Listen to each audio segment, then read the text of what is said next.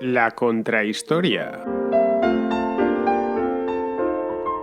Un programa presentado y dirigido por Fernando Díaz Villanueva.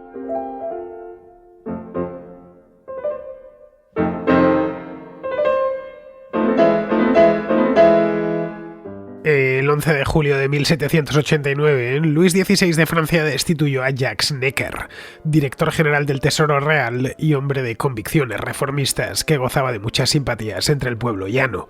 Al día siguiente, una multitud se congregó frente al Palacio Real de París, que en aquel momento era la residencia del duque Luis Felipe de Orleans, uno de los mayores detractores de la reina María Antonieta que había en la corte. Se mascaba en aquellos momentos la tensión en la ciudad.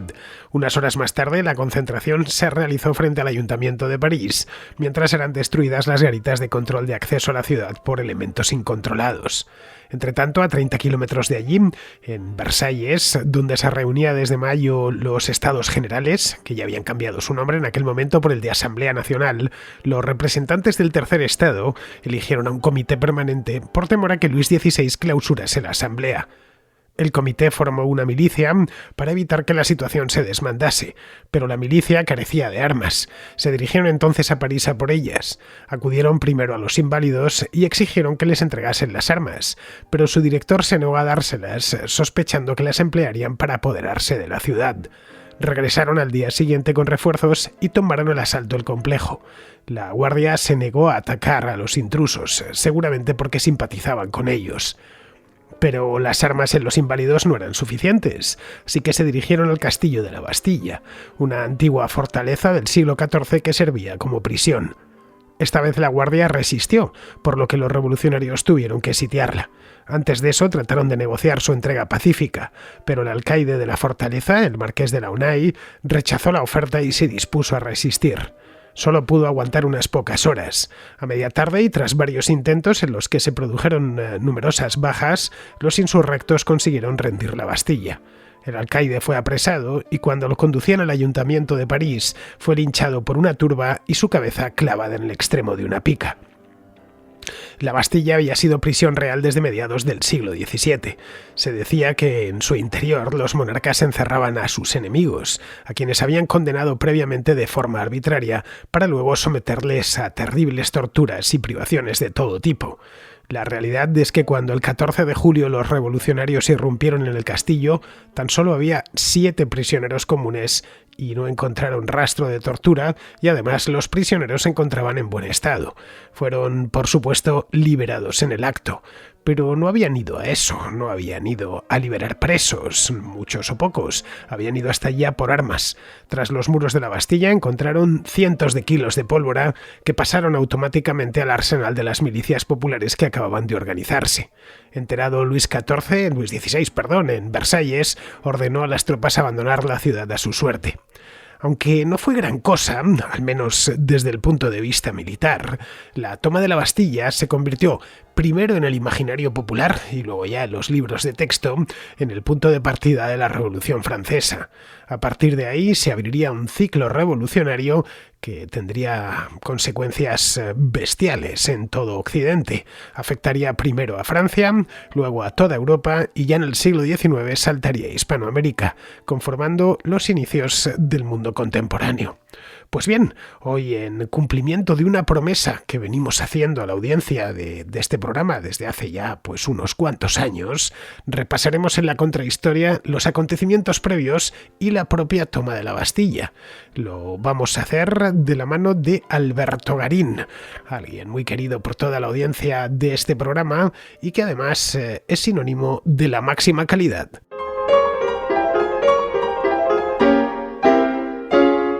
Me acompaña, como os acabo de decir, Alberto Garín. Le tengo aquí ya preparado con un libro sobre la Revolución Francesa que nos va a servir este libro de guión para el resto de programas que vamos a hacer a lo largo de los próximos meses sobre la Revolución Francesa, que empezamos hoy. Este es un tema que nos pedís desde hace muchísimo tiempo, no lo sé, tranquilamente 3 o 4 años, que venís pidiéndonos que abordemos todo este ciclo histórico que empieza en 1789 y que termina con las guerras napoleónicas. napoleónicas, es decir, con la batalla de Waterloo exactamente. Estamos hablando de un periodo histórico breve, pues 25 años, pero que dio muchísimo de sí, que tuvo además unas consecuencias trágicas, al menos en el caso de España y de otros muchos países de Europa, pero fundamentales. Sin la Revolución Francesa y sin las guerras napoleónicas directamente no se puede entender la historia contemporánea, no ya de Occidente, sino de todo el mundo. Así que como todo tiene un comienzo, pues hemos querido comenzar en lo que simbólicamente dio, bueno, pues fue el pistoletazo de salida a la Revolución Francesa, que fue el día de la toma de la Bastilla. Se produjo, como os acabo de decir, el 14 de julio de 1789, y ese día, y han pasado ya más de 200 años, sigue siendo el Día Nacional de Francia.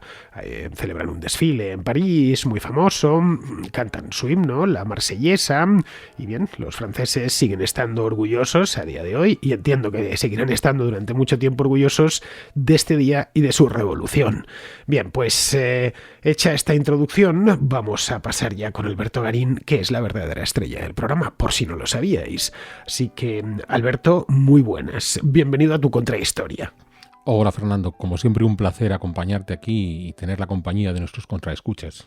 Bueno, vamos a ver, Alberto, ese libro que me has traído es un libro que, en fin, yo la verdad no he leído, pero tiene muy buena pinta. Bueno, es uno de los autores tradicionales. La Revolución Francesa tuvo un montón de historiadores durante el siglo XIX en la propia Francia que querían contar en gran medida desde recuerdos personales, aunque fueran de infancia, hasta lo que ellos podían haber vivido en sus casas y podían haber escuchado, más allá de que contrastaban esa información con documentación histórica, fuentes de archivo y demás. Pero es muy interesante porque es un acontecimiento histórico, la Revolución, que marcó a fuego a los franceses, como tú decías hasta hoy, como acabas de explicar. No solamente se celebra el 14 de julio. Es cierto que de partida se celebra porque un año después, en 1790, es cuando por fin se oficializa el 14 de julio como la fiesta nacional. Pero la Marsellesa que acabas de recordar es un himno que se gesta en esta revolución. La bandera de Francia con sus colores azul, blanco y rojo son colores que se gestan en esta revolución. Pero estos libros, en este caso es la Revolución Francesa de Hippolyte Taine, son libros en la obsesión que tienen los franceses por tratar de desmenuzar y entender qué ha ocurrido. Y muy interesante porque Taine, digamos que representa una corriente más crítica con la revolución que, por ejemplo, los cuantiosos volúmenes que escribió al respecto Jules Michelet, que es un poquito anterior a Taine, donde lo que hacen es qué ha ocurrido. O sea, estamos en un país que tiene una historia que puede mostrar una continuidad desde los tiempos de los Capeto en el siglo X hasta el siglo XVIII, donde sí que hay una serie de vicisitudes, la guerra de los 100 años, pero digamos que todo se puede palpar y de repente, a finales del XVIII, hay un momento que es esa revolución de todo se acelera y el resultado es un cambio radical. Y ese cambio, insisto, para gentes como Michelet o como Taine, son cambios que ellos en su familia les pueden contar. Oye, es que hace 40, 50 años éramos así y hoy somos algo totalmente distinto. Bueno, Hippolyte Taine es un pensador, más que historiador, también se dedicó a hacer historia francés, pero del siglo XIX. Bien, nació en el año 1828, así que nació relativamente cerca de la Revolución Francesa y escribió su obra pues en torno más o menos a mediados del siglo XIX. Pero tiene un problema. Este hombre, Hippolyte, que es como se escribe con doble P y con Y, Hippolyte Taine, que no está publicado en español, solo podemos encontrarlo en inglés o en francés, por supuesto. Sí, bueno, es que ya digo, sobre la revolución hay muchísima gente que escribe y pues no todo se ha publicado en español, probablemente porque no hay tanta obsesión por conocer al detalle la revolución en el mundo hispanoparlante. Nos quedamos con los grandes titulares y no hay ese esfuerzo en aterrizar en los detalles mínimos. También creo que hay otro factor aquí, y es que cuando tuvo mucha influencia Taine, que fue a principios del siglo XX en España, en ciertos autores como Unamuno, por ejemplo, es que esos autores leían en francés, entonces no les hacía falta una traducción. Pero el francés en España ha dejado paulatinamente de usarse a lo largo del último medio siglo, y hoy son pocos los que lo hablan. Tú eres una excepción y lo sabes. Sí, ya no es la lengua, digamos, académica que fue en el pasado. Hoy el inglés ha barrido por completo con el francés como esa lengua académica. Como tú estás explicando, probablemente la lectura de estos autores de la Revolución a principios del siglo XX era más común porque la leías directamente en la lengua original. Pero sobre todo porque, insisto, porque llegar a un grado de detalle que en muchos casos hasta te dificulta entender cómo funciona la propia revolución. Y pongo el ejemplo de Taine, como pongo el ejemplo de Michelet, que es por lo tradicional, Porque ya digo, en el caso de Michelet llega a un grado de detalle de decirnos casi cada gesto de cada persona que interviene en la Asamblea Nacional, en los días previos y posteriores a 14 de julio, y a lo mejor es esta sensación de que los árboles no te dejan ver el bosque. Y entonces sí es interesante leerlo, porque así digamos que sigues el día a día de lo que ocurrió, pero luego hay que abrir el foco y tratar de entender qué hay más allá de este detalle que los historiadores franceses del XIX quisieron dar sobre la Revolución. Que incluso, te diría más, esa obsesión por el detalle, insisto, dificulta la comprensión de la Revolución, lejos de darnos, o sea, es un exceso de información que no nos permite entender el proceso, que es lo que vamos a tratar de evitar hoy, de abrir el foco y entender todo el proceso. Bueno, en el caso de que queráis leer a Taine, lo tenéis en inglés, la edición que ha traído Alberto, The French Revolution, que está en inglés, y luego está, por supuesto, sus obras en francés. Tiene una trilogía muy famosa que se llama así, La Revolución, en 3 volúmenes. El primero se llama l'Anarquie, el segundo La Conquista Jacobina, la Conquête Jacobin, y el tercero Le Gouvernement Révolutionnaire, es decir, el gobierno revolucionario. Y luego eso los escribió 100 años después de la Revolución, en torno a 1880 aproximadamente, y antes había escrito el previo, que era el antiguo régimen, l'Ancien Régime. Es una pena que este autor no se haya traducido al castellano para que le podamos leer en nuestra propia lengua, pero bueno, todavía queda gente hablando francés y también le tenemos disponible en inglés. Bien, vamos con la Bastilla. Alberto echa esta introducción sobre algo de bibliografía necesaria. Bibliografía hay muchísima, por supuesto os vamos a dejar en la descripción del programa unos cuantos libros que consideramos que son importantes, a ser posible en español, para que podáis todos acceder a ellos. Os pondré los enlaces en Amazon, como hago siempre, y vamos a empezar pues por el principio. Y la Revolución Francesa, en el imaginario popular, y no solo ahí, también en los libros de texto y en todo, empieza un día a una hora concreta, las 5 de la tarde del día 14 de julio de 1789. A esa hora y ese día se rinde la fortaleza de la Bastilla. Claro, mucha gente va a París hoy en día y lo primero que busca, o de lo primero que busca después del Louvre y de Notre Dame, es la fortaleza de la Bastilla. Entonces busca en el mapa y ve que hay una parada de metro y dice, ahí está la Bastilla, voy a tomar el metro y voy a llegar hasta la Bastilla. Sale del metro y se encuentra una columna. Y dice, bueno, caray, ¿dónde está la Bastilla? ¿Dónde la han metido? La Bastilla estaba, pues ya no existe, estaba muy cerquita del Sena. ¿Qué ha sido de la Bastilla? Pues bueno, la Bastilla fue demolida. O sea, una vez que la atacan, la toman en esa tarde del 14 de julio, en los 2 años siguientes, hasta 1791, la fueron desmontando poco a poco hasta que no dejaron de ella más que los cimientos, que es lo único que se puede ver. En el andén de la línea 5 de metro hay unos bloques de piedra. Entonces hay una placa que lo explica, pero por si alguno quiere tocar al menos una piedra a la Bastilla, pues ahí están, que además son los cimientos de la contrascarpa. O sea, la Bastilla estaba rodeada de un foso, la pared opuesta de ese foso, que es la contrascarpa, es lo único que queda de la Bastilla. ¿Por qué la desmontaron? Pues porque fue un negocio, porque era un buen material y se vendió a pedacitos, pero además ya era un engorro para París. O sea, era un castillo que tuvo su sentido en mediados del siglo XIV, cuando lo levanta Carlos V de Francia, pero que ya había perdido completamente. O sea, digamos que era una barrera que molestaba el crecimiento de París, de modo que, aparte de acabar con el símbolo monárquico, fue un negocio. Era un castillo del siglo XIV, un castillo genuinamente medieval, muy macizo. Es decir, por decirlo de alguna manera, París no perdió gran cosa con la fortaleza de la Bastilla, que en aquel momento ya era un edificio que estaba, no diré en ruinas, porque seguía todavía en uso, pero era un edificio semiabandonado, que se utilizaba como prisión. Era un poco un resto de otra época, de ese París de la Guerra de los 100 años, que se había construido precisamente durante la Guerra de los 100 años, y los parisinos tampoco es que le tuviesen mucho cariño, porque había ejercido como prisión, pues para el año 1789 llevaba ya siglo y pico siendo cárcel. Bueno, para entender cómo era la Bastilla, queda otro castillo a las afueras de París, que también se puede llegar en metro, y hay una estación de metro que se llama Castillo de Vincennes, el Château de Vincennes. Pues viendo el castillo, el gran torreón que hay todavía en Vincennes, pues uno se puede hacer la idea de cómo era la Bastilla. Así que si alguien tiene curiosidad, puede poner en Google el Castillo de Vincennes con 2 Ns y va a tener una idea de cómo era esa Bastilla. En el momento que fueron construidos los dos, porque los dos son construidos por Carlos V de Francia, digamos que era lo más moderno en la arquitectura de la época, para el siglo XVIII se había convertido en un engorro para los monarcas franceses. O sea, tenían esos 2 castillos viejos, difíciles de mantener, ya inútiles porque los niveles de confort, de higiene y demás ya no se correspondían con los que había en el siglo XIV, y que eran utilizados de manera residual pues como prisiones reales. Entonces, claro, al final, aparte de que mantenerlos, había que pagar al alcaide de la cárcel. O sea, es curioso porque ya desde los tiempos de Luis XV se habían planteado la necesidad de demoler tanto la Bastilla como el castillo de Vincennes. La Bastilla se la echaron abajo, el castillo de Vincennes también fue asaltado por los revolucionarios en ese verano de 1789, solo que no la demolieron porque, estando más lejos de París, no era tan buen negocio desmontarlo y venderlo a pedazos.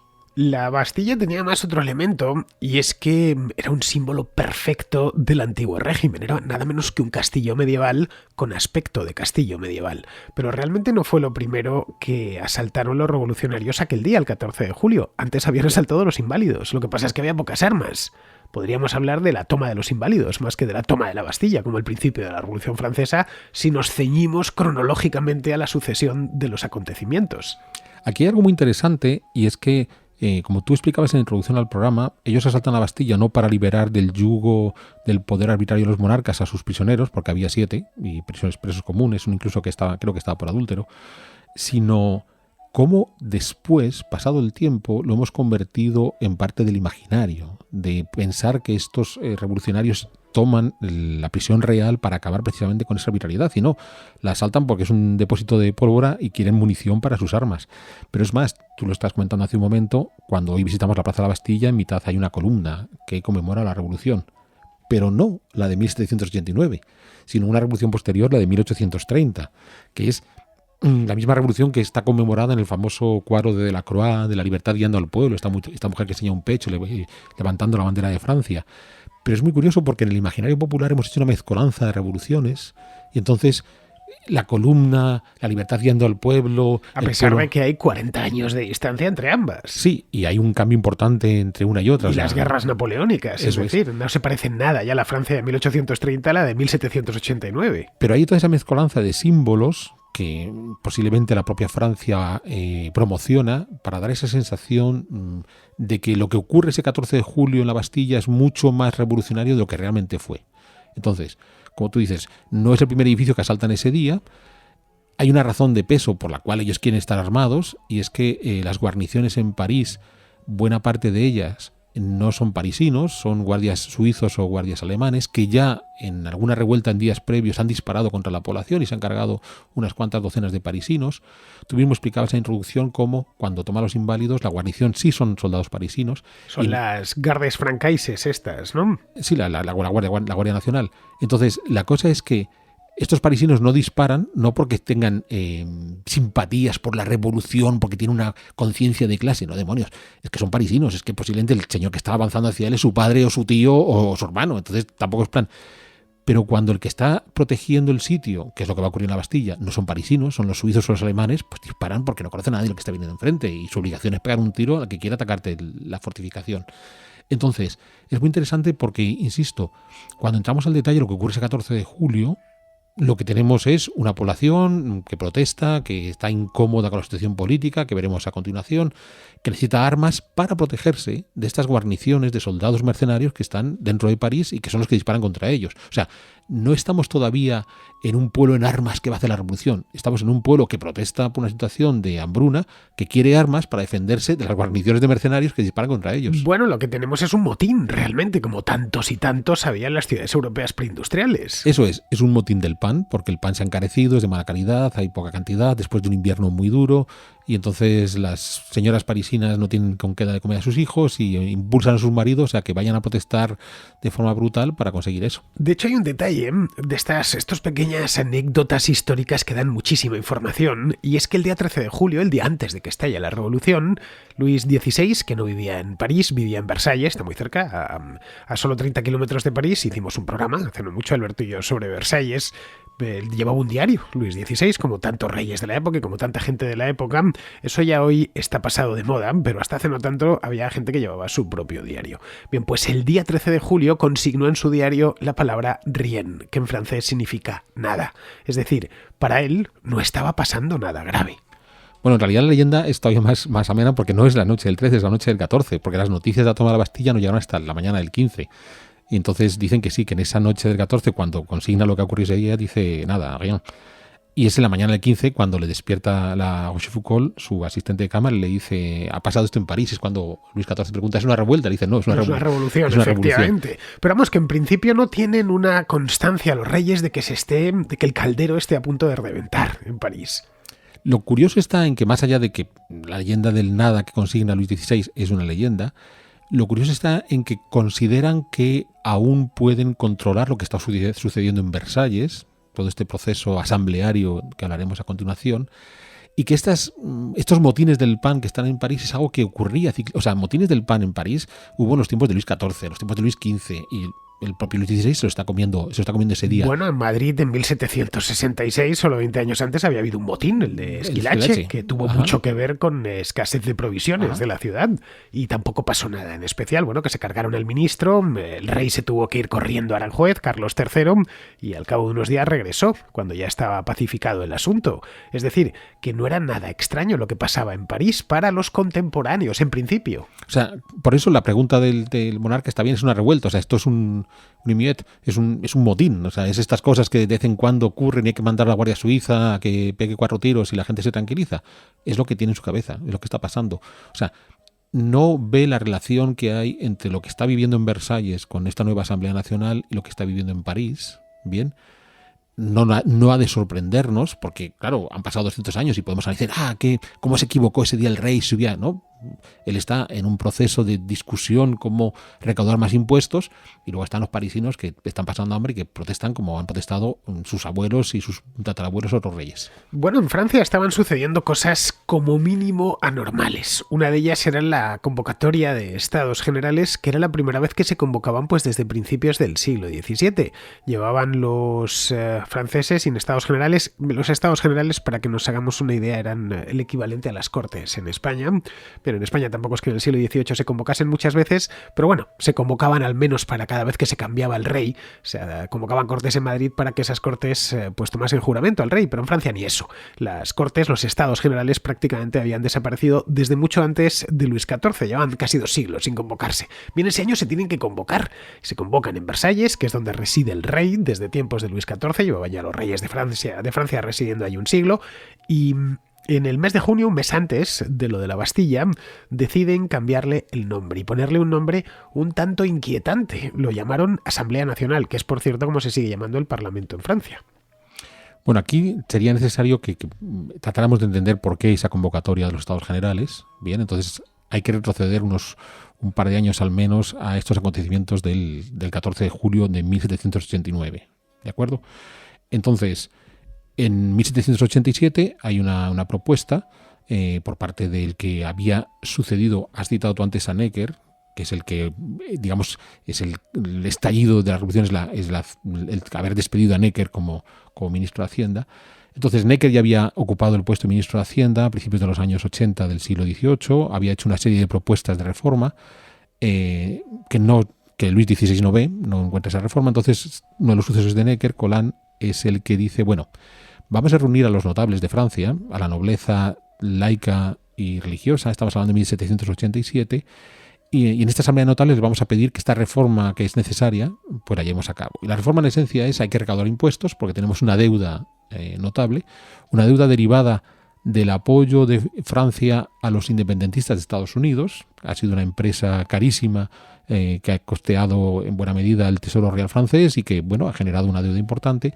Y entonces Colin lo que quiere es que tengo que recaudar más impuestos. Es muy curioso porque Colin hace algo que hoy en 2022 nos suena, y es, si tengo una deuda importante, hay 2 caminos para salvar la deuda: o reduzco gastos o aumento los impuestos. Y entonces Colin no quiere reducir gastos. Tú ya hiciste, creo, no sé si fue en contracorte, sobre el famoso collar de María Antonieta, ¿no? Entonces yo no quiero reducir gastos, tengo que aumentar impuestos. Y entonces voy a pedir que paguen impuestos a aquellos que no pagan, los privilegiados, que son la nobleza tanto laica como religiosa. Se niegan, estos no pecheros, esta gente que no paga impuestos se niega, es la famosa revuelta de los notables de 1787, Colin cae porque no ha conseguido llevar a cabo su reforma, Necker vuelve, y entonces Necker es el que le dice al rey, mira, lo mejor es que nos juntemos todos, no solamente te juntes con la alta nobleza laica y religiosa, sino convoquemos los Estados Generales, que es esta cosa que teníamos en la Edad Media, donde el rey se reunía con sus súbditos y entonces llegaban a consensos. Es muy interesante lo que cuentas de los Estados Generales, Estos aparecen, tú has dicho, es equiparable a las cortes que teníamos en las coronas de Castilla o de Aragón, pero aparecen después. Recordemos que las primeras cortes en la península ibérica son las de León de finales del siglo XII, de 1188. Los franceses tardaron más de un siglo en tener un sistema de negociación entre el monarca y su pueblo, porque es Felipe IV el que las crea a principios del siglo XIV, en 1302 creo, por un problema de legitimidad del rey. El rey tiene un problema con el Papa. Recordemos, esto hicimos también alguna contrahistoria cuando hablamos de reforma contra reforma, estas tensiones entre el rey de Francia y los papas, que termina por el rey de Francia imponiéndose, llevándose el Papa a Aviñón. Pues bueno, este rey de Francia a comienzos del siglo XIV tiene un problema de legitimidad con el Papa y entonces busca esa legitimidad a través del apoyo del pueblo reunido en cortes. En este caso, estados generales. Y entonces, a partir de los estados generales, van a ser un sistema en el que los sucesivos monarcas de Francia se vayan legitimando en su posición. Cada vez que tengan un problema de falta de legitimidad, yo convoco estados generales y con esto lo resuelvo. La última convocatoria que tú decías, la de principios del siglo XVII, en tiempos de Luis XIII, tenía un debate interesantísimo. Y es que, de nuevo, hay un rifirrafe. Estamos en plena contrarreforma. Hay un rifirrafe entre cuál es el poder real que tiene el monarca de Francia sobre la Iglesia Católica. ¿Tiene que plegarse a la voluntad del Papa, que es un soberano extranjero, o no? Y los estados generales se reúnen y le dicen, señor, hay que respetar lo que diga el Papa. O sea, él es representante de Cristo en la tierra, así que mala suerte. Y desde ese día los reyes dijeron, oye, pues si yo voy a convocar a los estados generales y me van a quitar poder, pues dejo de convocarlos. O sea, no es que los deshaga y prohíba tenerlo, no, sencillamente no los convoco y me evito este tipo de tirones de oreja de que me vengan a decir, quieres imponer un modelo de poder absoluto que no funciona. Y por esas razones, por lo que desde Luis XIII, Luis XIV, Luis XV no se vuelven a convocar, porque los reyes no quieren escuchar a sus súbditos diciéndole, majestad, hay que controlarse. ¿De acuerdo? Esto de que te crea monarca absoluto no funciona. Claro, a Luis XVI, cuando se propone Necker, dice, hombre, como yo quiero que la gente pague más impuestos, pues este puede ser un camino. Voy a conseguir que yo, que no estoy convenciendo a mis nobles, claro, si les siento una asamblea donde vamos a tener, no yo monarca reunido con 2 docenas de nobles, sino yo monarca reunido con 1000 diputados, que es lo que va a tener la asamblea, pues ya vamos a tener una presión sobre los nobles, que son 4, importante. Y entonces se pone en marcha y piensa que es un buen mecanismo para convencer a estos ariscos de la alta nobleza que no quieren pagar impuestos. Va a haber esa presión por parte del resto de diputados de decir, oye chicos, aquí tenemos que contribuir todos. Pero ya digo, con la idea inicial de que a lo mejor la solución había sido recortar gastos, pero es algo que no cabía en la cabeza de los gobernantes.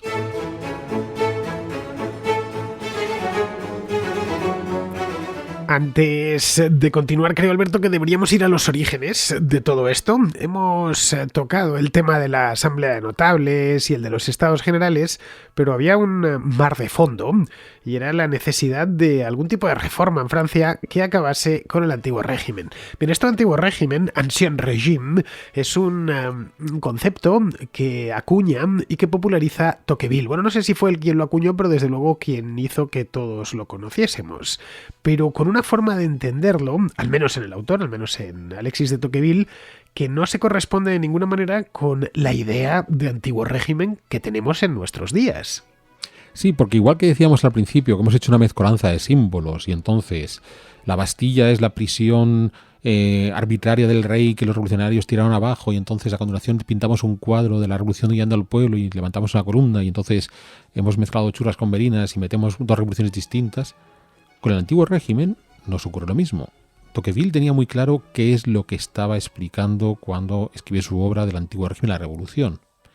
Mientras que lo que hemos reconvertido ese concepto de Tocqueville en la actualidad es un fantasma del concepto de Tocqueville, pero que vende muy bien, ¿no? Entonces, ¿qué es el antiguo régimen? Y cuando tú y yo estábamos en el colegio y nos lo explicaban, porque desde que estamos en el colegio nos han explicado la Revolución Francesa. Pues el antiguo régimen es una suma de absolutismo, religión católica intransigente, incapacidad para la modernización económica, un sistema social muy estamental donde no es posible el paso de un grupo estamental al otro, la nobleza estado llano, y que además es una cosa que tiene reminiscencias medievales, un sistema que duró 1000 años, por no decir 1500 años, pero que afortunadamente ese 14 de julio los franceses pusieron el primer paso para acabar con ese modelo que además existía por igual en España, en Hispanoamérica, en la Europa Oriental, que tú estás repasando ahora con el Imperio de los Zares, y todo esto se viene abajo, ¿no? Entonces, hemos creado un monstruo incomprensible del antiguo régimen, bien, que es muy curioso, porque cuando vas a cualquier historiador serio, pues saben que el antiguo régimen hace referencia a algo que ocurre entre el siglo XVI y el siglo XVIII, en un proceso de progresiva imposición del absolutismo como modelo político, que no es algo que remonte a la Edad Media y demás, pero no importa. Lo que vende, el producto que nos han empaquetado y nos han puesto un lazo y todos hemos comprado desde niños es: esto es un sistema antiquísimo, 1000 años de oscuridad, de absolutismo, de una sociedad imposible de modificar, retrógrados, estos curas católicos intransigentes, y es lo que hemos comprado. Bueno, la toma de la Bastilla les hace apuntalar bien ese relato, porque es una fortaleza medieval que, como he dicho antes, tenía aspecto medieval. Hay un libro sobre la Revolución Francesa, este sí está en castellano, es de un autor francés llamado Pierre Gaxote, que publicaron en español pues hace ya un montón de años. Es dificilísimo de encontrar, os lo digo ya. Lo publicó la editorial Altera, creo. Esto, pues estoy hablando quizá 15 años aproximadamente, por ahí. Bien, en este libro, que no sé si conoces, Alberto, el de Gachot, viene a caer en el matiz que da Tocqueville. Es decir, el sistema del antiguo régimen, por lo menos en Europa, desde luego, que es cuando nos referimos al antiguo régimen, nos referimos a Europa, no era una tiranía desmadrada que duró 1000 y pico años, sino que era un sistema descentralizado en el que tenían sus poderes y sus contrapoderes, que tenía indiscutiblemente inconvenientes, pero bueno, que no era ni muchísimo menos esa imagen que nos hemos hecho. Gachot habla de ello como un edificio que había tardado 1000 años en construirse y que con todas sus desventajas y todos sus inconvenientes no era ni mucho menos un sistema tiránico e inhumano, porque duró 1000 años y porque prácticamente todos nuestros antepasados vivieron en el antiguo régimen, ¿no? Que a partir del siglo XVII, ya con Luis XIV y con todas sus el absolutismo monárquico, es el que empieza a demoler ese sistema que se había ido construyendo desde la Alta Edad Media. Esta es una de las claves importantes a entender en lo que tanto Tocqueville como Gachot tratan de explicarnos. Como tú dices, el antiguo régimen es un sistema de poderes y contrapoderes. Cuando hicimos nuestra contrahistoria de la Ilustración ya nos referimos a ello. Entonces, desde el siglo XVI hay un intento teórico y que se lleva a la práctica de aumentar el poder de los monarcas, ¿vale? Es la defensa del absolutismo que va a hacer un Juan Bodino en Francia o un Thomas Hobbes en Inglaterra después. O sea, 50 años después de Bodino, Hobbes se apunta a ese caballo absolutista en Inglaterra. Lo que pretenden es: tenemos que eliminar todos los contrapoderes que impiden que el monarca pueda ejecutar un plan de desarrollo político que solo va a beneficiar al conjunto de la población. Claro, ese monarca que se preocupa por su gente y demás se parece mucho al modelo del déspota ilustrado que los ilustrados van a defender. O sea, eliminemos todo aquello que impide el progreso. Ese principio, o sea, en principio nos puede parecer a todos bien. Identificado el progreso con la monarquía. Sí, con el poder de la monarquía, el poder irrestricto de la monarquía. En el caso de Bodino de Hobbes, identificado con la monarquía; en el caso de los ilustrados, identificado con el buen caudillo, que al final es un Robespierre, un Napoleón o un Bolívar. Bueno, es esa imagen de déspota ilustrado tan del siglo XVIII, tan apoyada por los propios ilustrados. Lo comentaba aquí la semana pasada, Voltaire, D'Alembert, Diderot, pues echándole piropos a Catalina la Grande, que era una déspota. Entonces, lo que hemos de entender es que Tocqueville, al explicar el antiguo régimen, dice: teníamos este modelo de contrapoderes que progresivamente, estudiando en este caso Francia, se han ido aminorando durante los reinados de Luis XIV, de Luis XV, pero es que ese monarca absoluto que está tratando de eliminar esos contrapoderes le está haciendo el mismo juego que los ilustrados quieren llevar a cabo. De modo que lo que Tocqueville nos dice es: cuando se produce la Revolución Francesa y se imponen los modelos dictatoriales de un Robespierre y después de un Napoleón, Robespierre y Napoleón lo único que están haciendo es seguir la partitura que había establecido Luis XIV. Entonces, Luis XIV no es la antítesis de Robespierre. Robespierre es el heredero natural de Luis XIV, y lo que el antiguo régimen implicaba era todo un sistema político que trataba de oponerse a esos modelos absolutistas encarnados por Luis XIV, por Robespierre, por Napoleón, por Bolívar, por O'Higgins, por el doctor Francia. Entonces lo que tenemos que entender es que la revolución no viene a cambiar el antiguo régimen por un modelo nuevo, viene a favorecer ese modelo político que ya se estaba provocando antes de la Revolución Francesa, que es el del modelo del gobernante absoluto, que Luis XIV quería encarnar, que Luis XV encarna mucho más, que Luis XVI encarna todavía más, y que es el que termina por imponerse. Entonces, el antiguo régimen no es un régimen de libertades, es un régimen de contrapoderes. Y frente a ese régimen de contrapoderes, lo que la Revolución Francesa impone es un régimen dictatorial. Y esto además no solo sucede en Francia, sino en toda Europa occidental. Sí, a partir del modelo de Francia, claro, es que me puedo poner en la piel de cualquiera de estos iluminados que quieren tomar el poder y dicen, es que yo quiero ser Napoleón. Y aquí cuando hicimos la contrahistoria de Bolívar teníamos el ejemplo. Bolívar rechaza al Napoleón que se convierte en emperador, pero es que Bolívar quiere ser Napoleón. Es decir, que Carlos III, por venirnos a España, tiene mucho más poder que Carlos I. A Carlos III, una rebelión como la de las comunidades de Castilla, directamente para él era implanteable, algo así. Sí, por supuesto, ya lo hemos comentado en aquella contrahistoria de la Ilustración. Carlos III tiene mucho más poder que Carlos I y Carlos IV tiene más poder que Carlos III. No tiene necesidad de reunir a las cortes para pedirles dinero porque ya les toma el dinero por las buenas. Sí, porque ha generado todo un sistema de supuesto progreso. Pensemos además en el caso de Carlos III y su hijo Carlos IV, lo conocemos bien en España y en Hispanoamérica, que es el de las intendencias. O sea, hemos creado un sistema donde lo que hacemos es eliminar los poderes locales, que son los que han generado la fiscalidad durante los últimos 2 siglos y medio, los cabildos municipales, e imponemos un modelo nuevo que es las intendencias, que entra en colisión con esos poderes municipales y que a la larga será uno de los factores que deriven la independencia de Hispanoamérica. Porque digamos que el rey, no, yo es que voy a hacer una gestión más eficaz de la economía y esto va a permitir tener fondos para hacer un desarrollo más importante. No. Lo que estás haciendo es acumulando más poder sin tener un contrapoder que te controle. Estaríamos, por lo tanto, ante algo parecido a una autonomía anacional. Lo que existía en ese antiguo régimen sí vendría a ser ese modelo. Tenemos una serie de contrapoderes muy a nivel local. Bien, claro, esto es muy interesante y pensemos en el caso de la monarquía hispánica. ¿De acuerdo? Claro, a medida que van tomando más poder, y Carlos III es un buen ejemplo, los poderes locales, las comunidades de ciudad y tierra de Segovia, de Burgos, de Ávila, de Zamora, de Jaén, están perdiendo poder porque el rey lo va acumulando, pero no lo va acumulando porque se imponga de manera tiránica, sino porque van generando nuevos elementos administrativos en los cuales, no te preocupes, ya hago yo eso en tu nombre y no sufras. Claro, ¿por qué anacionales? Porque pongámonos en la piel de un tipo, y el caso de las comunidades que estás contando ahora en la revuelta contra Carlos V. Claro, tú imagínate que vas a 1520 y le dices a un burgalés, oye burgalés, es que tú no puedes estar a favor de los marineros de Bilbao porque tú eres castellano y los bilbaínos son vascos y son 2 naciones diferentes. El burgalés habría dicho, ¿de qué me estás hablando? O sea, yo tengo un interés comercial con mi colega bilbaíno y a mí lo que haga el de Segovia o el de Ávila es su problema. No, es que vosotros sois castellanos y ellos son vascos y son 2 naciones diferentes. Es que eso es un invento disparatado del siglo XIX.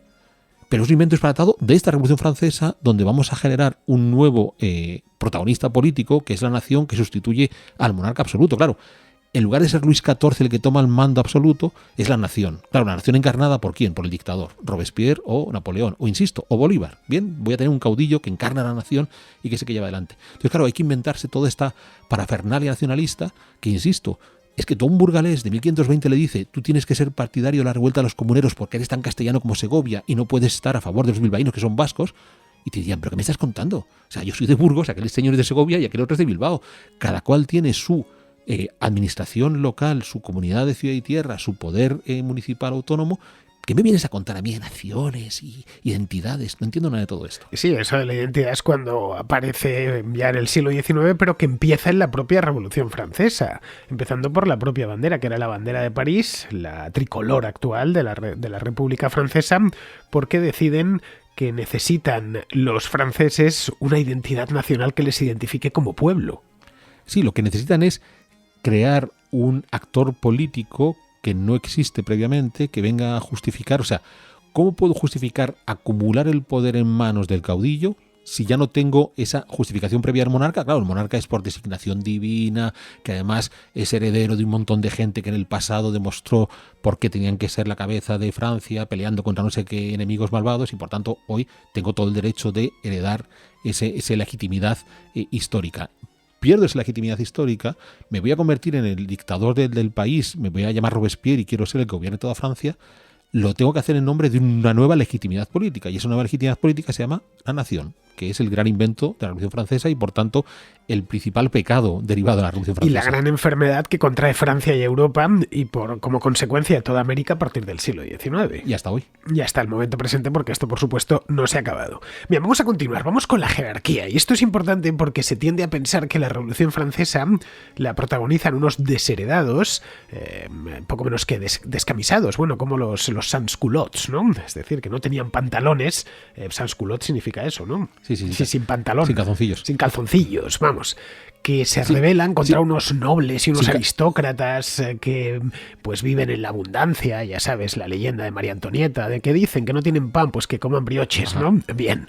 Bueno, el hecho es que, claro, esto, como bien comenta Alberto, me lo ha dicho en varias ocasiones, esto es muy dialéctico, es muy, digamos, muy marxista. Hay unos malos y unos buenos. Los malos son malísimos y los buenos son buenísimos. Los malos, por supuesto, es la nobleza, es el clero metido todo en el mismo paquete, y luego los buenos son, bueno, la bondad absoluta y sin mácula, que son los desheredados, las clases populares, en una palabra. Es decir, encaja en un relato muy del siglo XX, muy de buen y malos, un relato que, por cierto, sigue siendo mayoritario en el debate público. Pero claro, si echamos un vistazo sobre lo que realmente ocurrió, lo que vemos es que buena parte de estos líderes revolucionarios eran aristócratas, entre ellos, pues después del rey, el hombre más influyente de Francia, que era Luis Felipe de Orleans, que le llamaban Philippe Égalité, Felipe Igualdad, y su hijo, que después terminaría siendo muchos años después rey de los franceses, y también encontramos clérigos de obispos y demás, y en cambio los que reaccionaron, o buena parte de los que reaccionaron contra aquello, eran simples campesinos, como el caso de la Vendée, por ejemplo. Pues bueno, de nuevo volvemos al estereotipo que hemos creado de lo que era el antiguo régimen, ¿no? Ese modelo estamental de tres grupos imposibles de comunicarse entre ellos, la nobleza, el clero y el estado llano, o como dicen en Francia, el tercer estado. Bien, primero hay que entender en qué contexto nos estamos moviendo, ¿vale? Estamos en unas sociedades eminentemente agrícolas, donde los cambios sociales tienen que obedecer a estos ritmos de la producción económica agrícola, que son ritmos muy lentos, muy pausados. Hay que pensar que, sobre todo en la Europa Occidental, estamos hablando de un público hispanoamericano donde a lo mejor hay cosas que le chocan. En este mundo de Europa Occidental hay una cosecha al año y ya está. Básicamente del cereal, que es el sustento alimenticio, el pan, ¿no? El trigo. Claro, si esa cosecha se te va al carajo, si en mayo hiela, pues te has quedado sin cosecha ese año. Pues claro, viniendo de Guatemala, en Guatemala eres capaz de cultivar el maíz 2, 3, a lo mejor hasta 4 veces al año. Entonces, claro, pensar que tienes una y como se te estropee, entonces eso hace que la mayor parte de la población del siglo XVIII y del XVII, XVI y del XV y del 2000 a.C., que viven de la agricultura, viven a ritmos muy pausados y a ritmos muy conservadores, porque yo tengo que tener almacenado mi trigo no para de un año para otro, tengo que almacenarlo para 5 años, porque demonios, se me puede helar la cosecha este año y el que viene, y como no tengo un almacén para 5 años, un buen granero, tengo un problema serio. Entonces, claro, los cambios sociales son muy pausados porque la propia estructura económica te obliga a ser pausado, tienes que ser, digamos, conservador. Vale, a partir de ahí, esos cambios que se van a producir entre los grupos estamentales, pues son cambios que se producen de manera pausada y se producen más en los ámbitos urbanos, comerciales y menor medida artesanos que en el resto. ¿Con esto qué quiero decir? Con esto quiero decir que, más allá de esta dinámica económica, hay otra posibilidad que es la guerra. Llega la guerra, te destruye todo, pues te has perdido todo. O tú eres el que has destruido todo y te has enriquecido, pues mejor para ti, pero ese no es el camino habitual.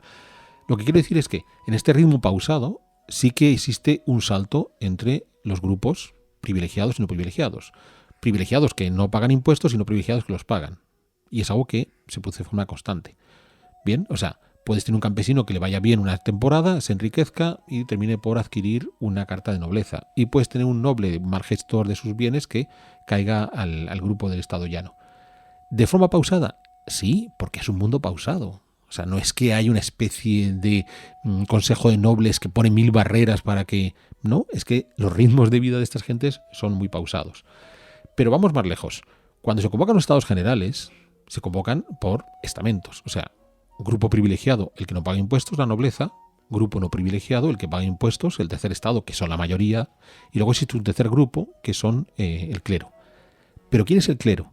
Pues en el clero tenemos al menos dos grandes realidades diferentes. Por un lado, el alto clero, que son nobles, este cardenal y este obispo es que es el hijo de no sé qué noble, y cuando él le hacen cardenal además tiene unos cuantos títulos de duque y de conde. Pero sobre todo los que van a llegar por parte del clero son los curas parroquiales que van en nombre de su parroquia. Entonces, cada pequeña parroquia, los parroquianos se reúnen y le piden al cura: oiga, por favor, vaya usted a París ahora que nos han convocado y díganle que no queremos pagar este impuesto, que nos eximan de esta aduana. Entonces, claro, es muy simpático porque, más allá de que hay un debate inicial de si se vota por estamentos, o sea, 3 estamentos, nobleza, clero, estado llano, es que a lo mejor si hubieran votado por estamentos, no significa que hubieran ganado, entre comillas, los privilegiados, porque claro, hay un estamento, el del clero, donde la mayor parte de sus miembros es el cura parroquial.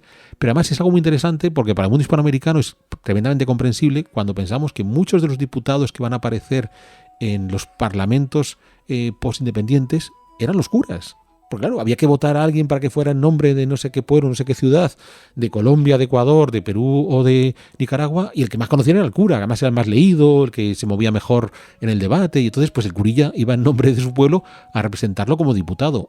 Esos son ese estamento clerical que está en los estados generales, un montón de curas parroquianos que van a defender los derechos de sus parroquianos. Entonces, claro, esto te rompe por completo el modelo de esos 2 estamentos rígidos, superiores, que imponen toda su voluntad porque quieren ser privilegiados siempre. No. Eso es no entender cómo estaban funcionando. Y por supuesto, como tú estás diciendo, pero es que además dentro del estamento nobiliar hay gente que pues tiene una conciencia de progreso, de desarrollo, que considera que hay que hacer algunas mejoras. Y entonces, de nuevo, ¿qué hubiera ocurrido si se llega a aprobar el voto por estamentos? No tenemos ni idea.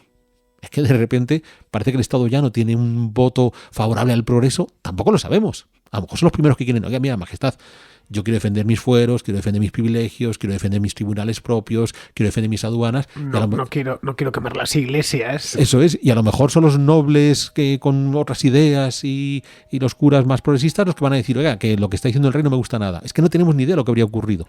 Bien, esto nos lleva a otro de los mitos más persistentes sobre el antiguo régimen, no solo en Francia, sino en el resto de Europa, y es que, claro, hacía falta una revolución, y además cuanto más sangrienta mejor, porque era un lugar muy pobre, porque era una sociedad atrasada que vivía del campo, y que, claro, no había derecho, y que ese atraso se debía precisamente a la estructura o la superestructura política del antiguo régimen, ¿no? La monarquía absoluta, etcétera. Bien, a poco que bajemos sobre la realidad, lo que vemos es que no solo en Europa, sino en todo el mundo se vivía del campo. Sí, claro, esto es una de esas cosas extrañas cuando te dicen: no, claro, es una sociedad claramente atrasada porque es una sociedad eminentemente agrícola. Sí, hostia, la Francia de finales del siglo XVIII y la humanidad entera a finales del siglo XVIII, salvo 2 rincones en el norte de Inglaterra, en un pedacito de China, y luego incluso tienes, en ese final del 18, hasta tienes buenas partes del mundo donde ni siquiera están en el mundo agrícola desarrollado, siguen en sociedades de recolectores cazadores, donde los encuentras en unas partes de África, en las llanuras de Estados Unidos. O sea que, por supuesto que es una sociedad agrícola. Francia, y ya digo, la mayor parte de la humanidad en ese tiempo. Y sin embargo, y esto es muy interesante porque es una de las preguntas que se hace Taine al comenzar su libro Revolución Francesa: ¿por qué si ha habido motines del pan en tiempos de Luis XIV, de Luis XV? Este motín del pan de los tiempos de Luis XVI en torno al 14 de julio tuvo tanta repercusión. Pues posiblemente porque esa revolución industrial que se ha puesto en marcha en Inglaterra 3-4 décadas antes de la Revolución Francesa ya está empezando a tener sus pequeñas ramificaciones hacia Francia. Quiero ver si lo dejo claro. La idea es la siguiente: Francia no está en la revolución industrial aún como está Inglaterra, pero las mejoras que ha sufrido Inglaterra ya las están viviendo en Francia. Es decir, estos parisinos de 1789 que tienen un motín del pan, que lo están pasando mal, 2 años atrás vivían mejor que los parisinos que se sublevaron contra Luis XV o contra Luis XIV en un motín del pan. Entonces, claro, cuando ellos caen en esa hambruna por esas carencias de pan, la pérdida es mayor que la que podía sufrir el tipo que se sublevaba contra Luis XIV. Para poner un ejemplo, trasladándolo al siglo XX, a ver si lo dejamos así más claro. Cuando nuestros abuelos después de la guerra civil en un momento pasan hambre, pues es que lo pasan mal cuando hay pan y cuando no hay pan. Si nosotros hoy pasamos hambre, tendríamos una pérdida importante. O sea, si mañana los supermercados se quedan vacíos, nos sorprendería un montón. Diríamos, ¿esto qué es? O sea, ¿qué está pasando aquí? Mientras que, insisto, a nuestros abuelos, si van al supermercado y no hay nada, sería lo normal. O sea, normal que no haya nada. Bueno, es que no haya supermercados, bien, claro. O a la tienda, al colmadito al que iban a ir, cuando pues tenía poco y un día hay menos, pues bueno, hoy hay menos. Pero claro, si nos faltara a nosotros hoy, sería brutal. Entonces, claro, ante el mismo problema, falta comida.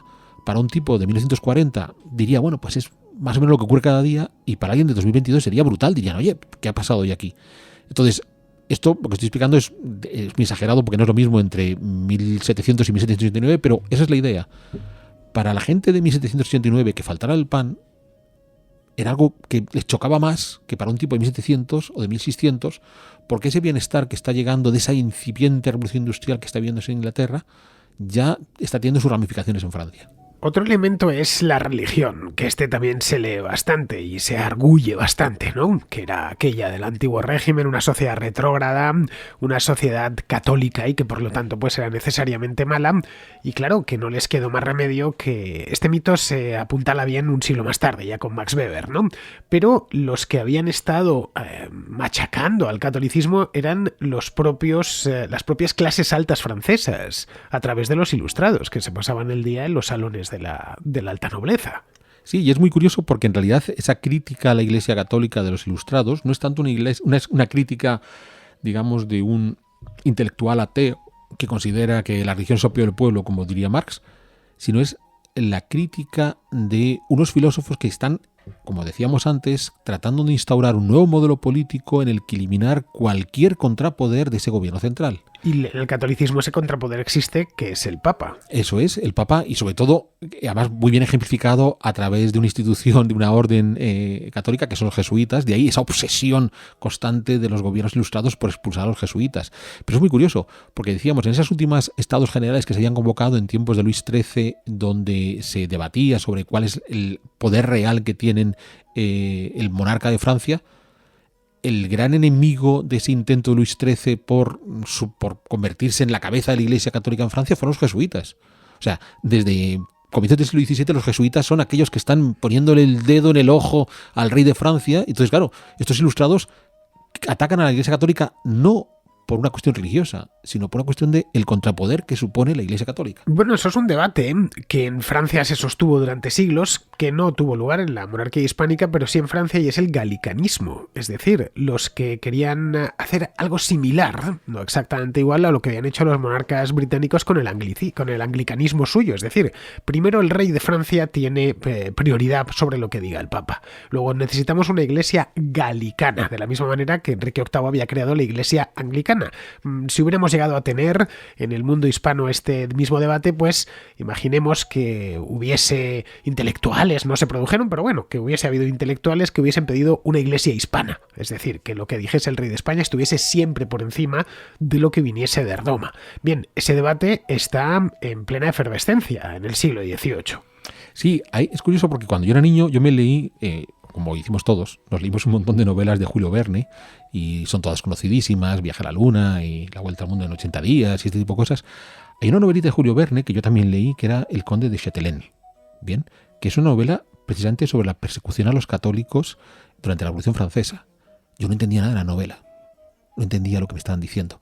Entonces, claro, había un momento en la novela, no vamos a hacer spoilers, pero hay un momento en el que detienen a un cura y entonces le acusan de ser papista, de no ser galicano. Claro, yo leyéndome aquella novela con mis 10, 11, 12 años no tenía ni idea de lo que estaba leyendo.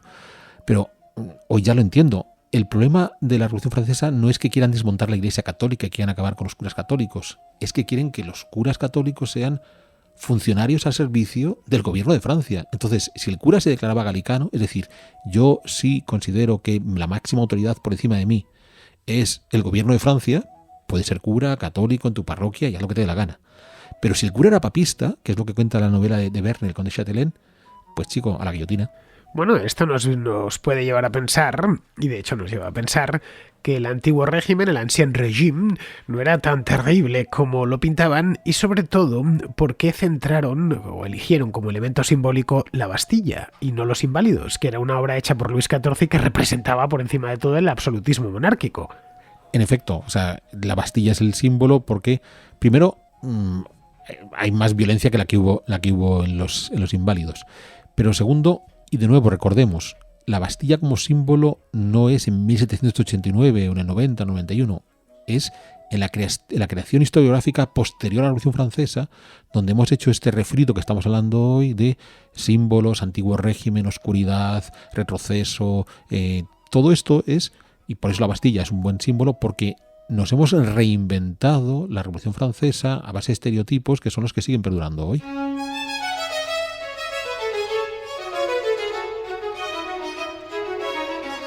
Lo que sí existía, Alberto, en 1789, en ese verano, era mucho descontento popular, especialmente en grandes ciudades que habían quedado parcialmente desabastecidas, como es el caso de París, ¿no?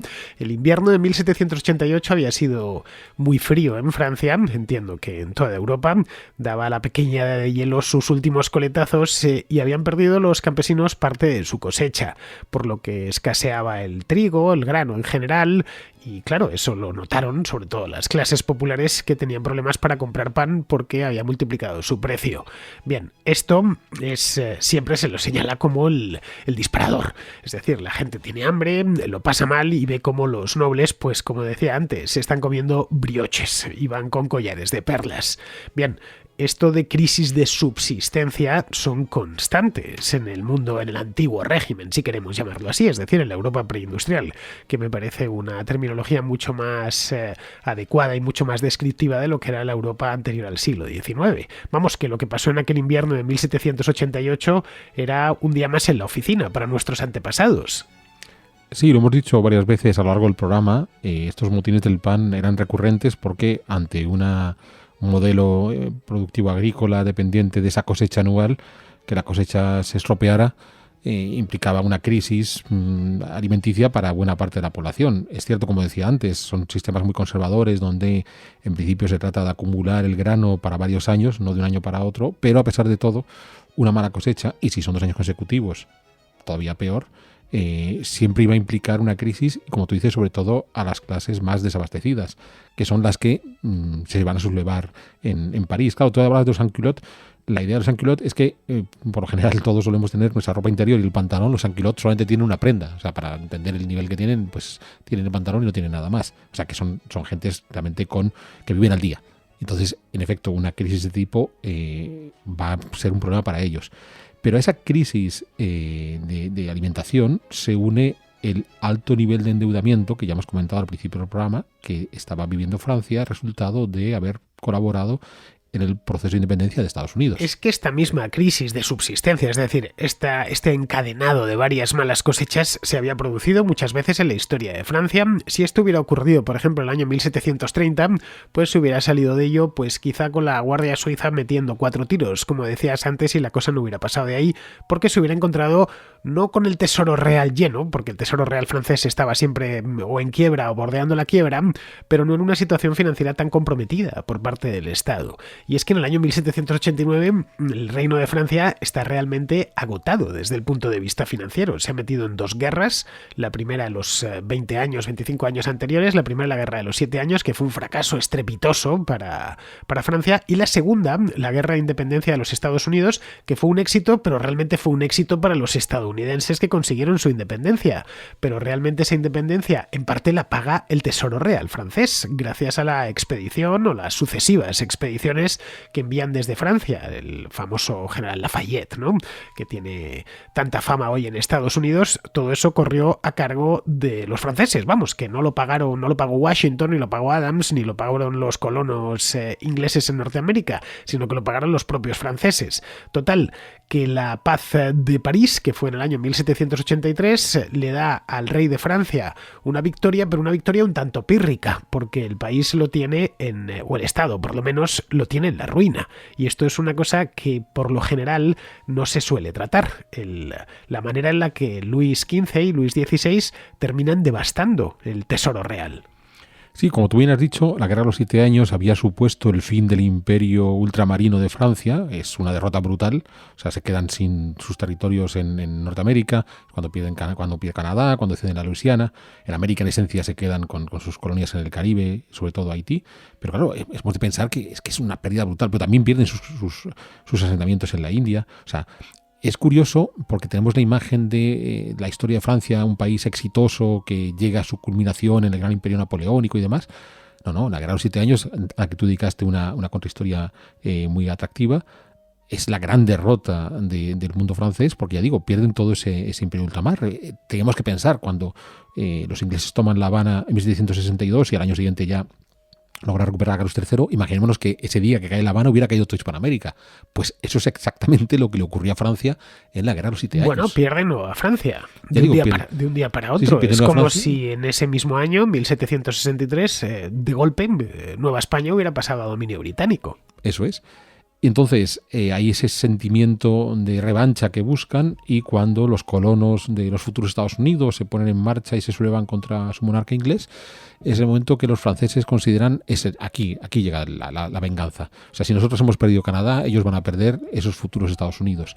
Y claro, el gasto es brutal, porque sabemos que en ese proceso de independencia los futuros estadounidenses van a contar con el apoyo de tropas francesas y tropas españolas. Pero claro, las tropas españolas, las tropas de Gálvez, estaban en la Florida, eso tenían que cruzar la frontera. Las tropas de Francia tienen que cruzar el Atlántico.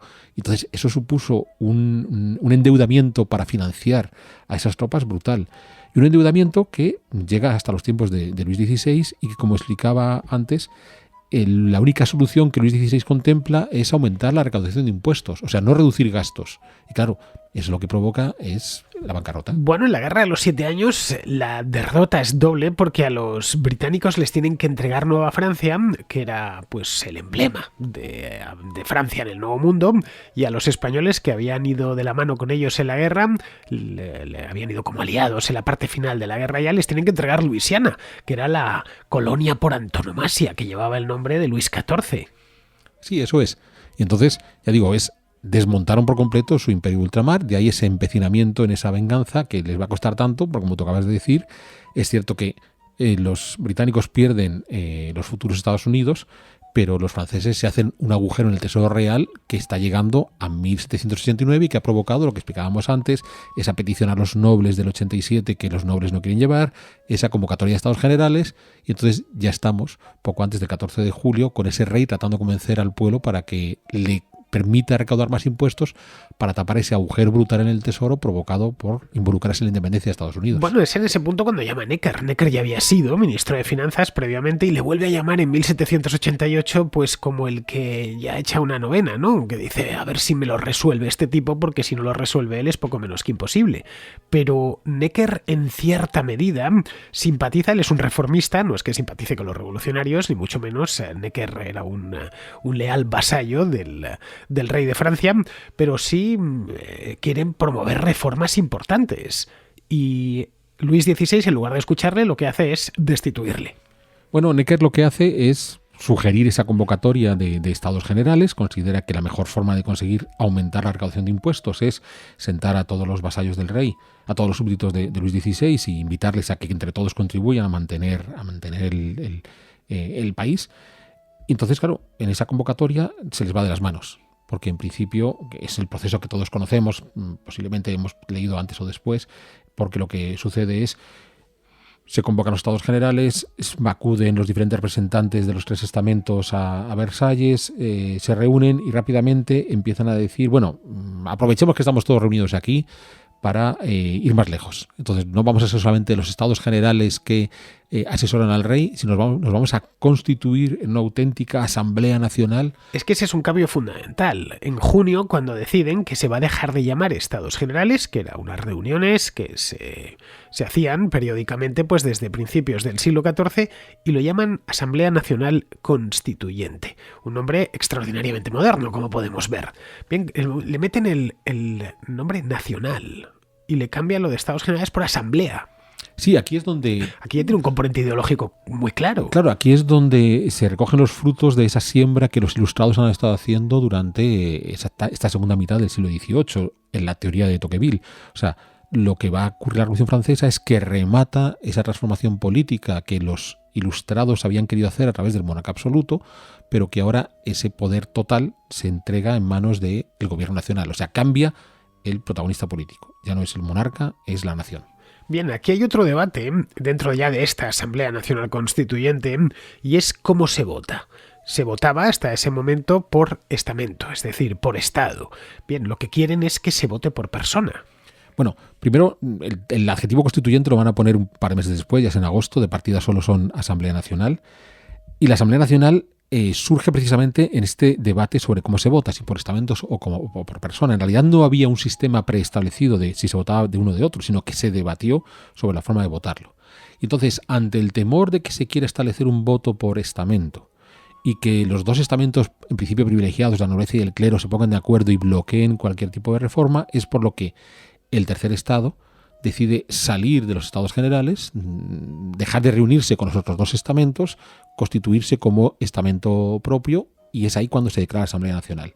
Pero lo curioso está en que cuando se retira ese tercer estado, en esa retirada, se unen a ellos rápidamente los nobles más progresistas, los clérigos con ideas más avanzadas, en principio, y por eso sí que se pueden autotitular como Asamblea Nacional, porque dicen, oiga, señores, que es que no solo somos uno de los tres brazos de los estados generales, es que nos estamos llevando a unos cuantos de los otros dos brazos. Aquí hay algo muy interesante, y es que cuando el rey ve la movida, lo que decide es cerrarle las habitaciones de palacio para que no se puedan seguir reuniendo, y es la famosa movimiento en el que buscan otro lugar donde poder juntarse todos.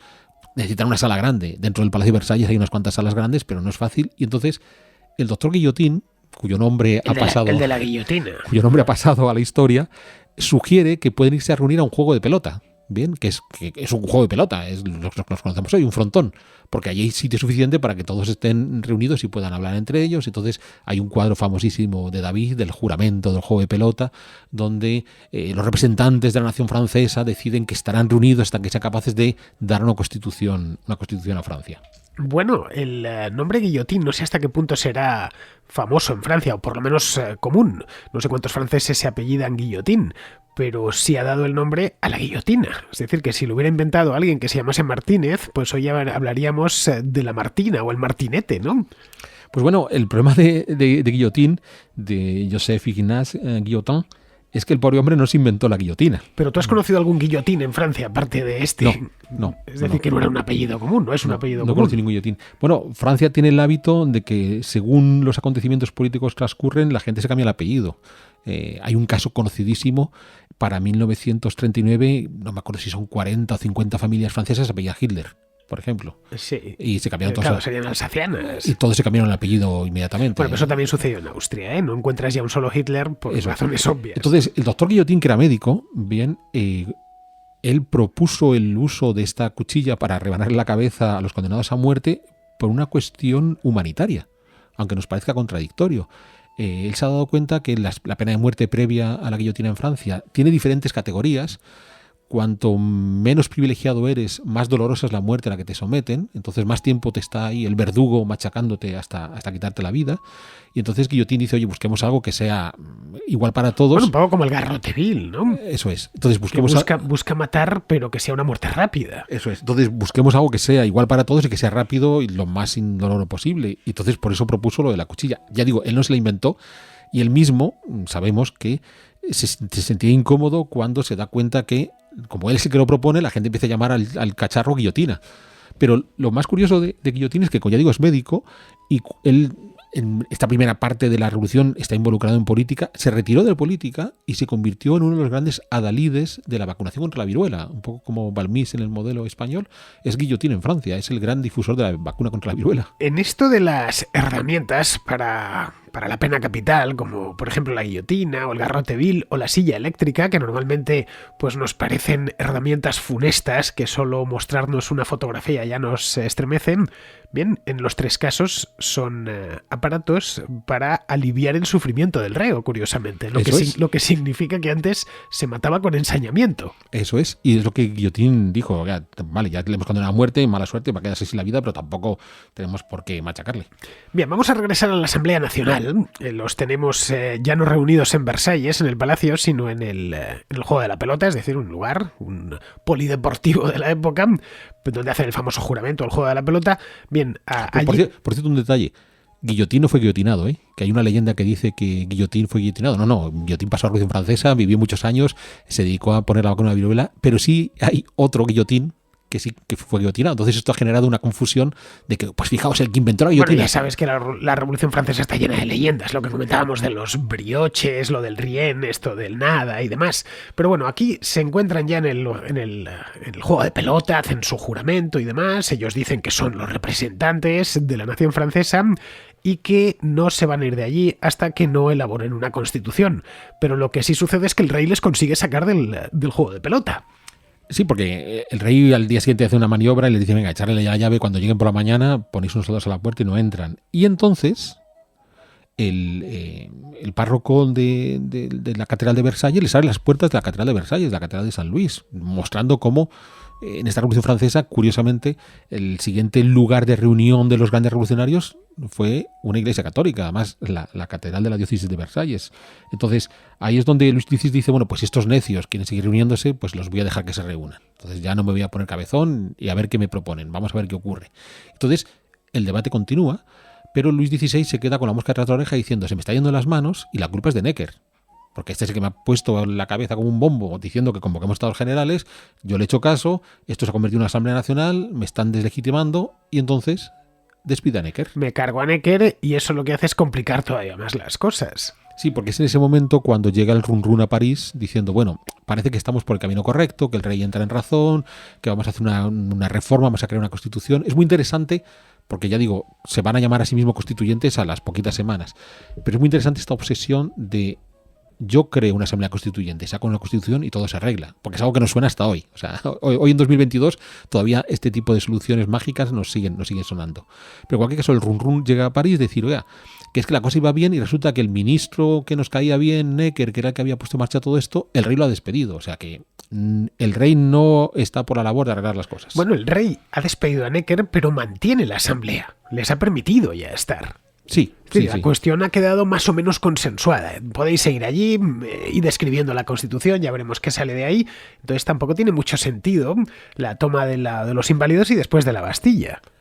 No tendría sentido desde el punto de vista de los asambleístas que consideran que están encaminándose hacia el proceso apropiado para hacer el cambio.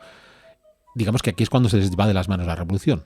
De repente, bueno, pues el ruido ha llegado a París, porque de nuevo, recordemos, estamos en Versalles. París está a 30 kilómetros. Las comunicaciones son rápidas, pero no tanto. La comunicación tarda de un día para otro, lo que ocurra en un lugar y en otro. Y claro, cuando en París deciden armarse porque ha habido una primera revuelta para pedir pan, los suizos han disparado, han matado a casi un centenar de parisinos, ellos quieren armarse. Claro, de repente el pueblo se ha puesto en armas, han tomado la Bastilla, ya tienen munición y demás. Y claro, cuando ese ruido, toda esa noticia llega a Versalles, la famosa frase es una revuelta, no es una revolución, es cuando los de la Asamblea Nacional, digamos la parte más radical de la Asamblea Nacional, dice, ahora sí, ahora que ya nosotros no hemos propiciado que esto ocurriera, pero ahora que ha ocurrido hay que aprovechar la ocasión, convirtámonos en una Asamblea Nacional constituyente porque ahora sí tenemos la capacidad para presionar al rey porque su pueblo parisino está en armas contra él. Luego no es, al menos estrictamente, una revuelta popular de los parisinos.